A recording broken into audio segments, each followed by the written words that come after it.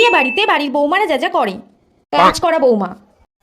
এগিয়ে গিয়ে তোমরা এখনো গেটের সামনে মালাগুলো ঠিকভাবে সাজিয়ে উঠতে পারোনি? ঠিক আছে, সরো সরো, আমি তো হাত হাতে করে দিচ্ছি। কই কই, কোনে রেডি হয়ে গেছে? এ বাবা, তোমরা তো এখনো কোনে শাড়ি ঠিকভাবে পরাতে পারোনি। ওই দেখি দেখি, আমি পরিয়ে দিচ্ছি শাড়িটা। হ্যাঁ, এবার একদম ঠিক আছে শাড়ি পরাটা। ছোট বৌদি, তোমাকে আমার জামাটা মারতে বলেছিলাম না, মেরেছো? কোথায় রেখেছো বলো, পরবো। তোমার ঘরে খাটের উপরে আছে, যাও তুমি, আমি মেরে রেখেছি, তুমি পরে এসো। ঘরে আছে, ঠিক আছে। বলি ছোট বৌমা, সারাদিন অনেক কাজ করেছো, এসো আমার পাশে একটু বিশ্রাম নেবে, আসো তো। বিশ্রাম কিসের বিশ্রাম মা? আত্মীয় স্বজন সবাই চলে গেছে, এখন আমার সব ঘরগুলো পরিষ্কার করতে হবে। আপনি বসুন, আমি কাজবাজগুলো সব করে আসি। বৌমা, বড় বৌমা, ও বড় বৌমা, এদিকে আসো, একটু হাতে হাতে কাজবাজগুলো করে দেবে। হ্যাঁ আসছি মা। ইস, আমার শাশুড়ি মাটা ডাকার টাইম পেলো না, এখনই ডাকতে হলো।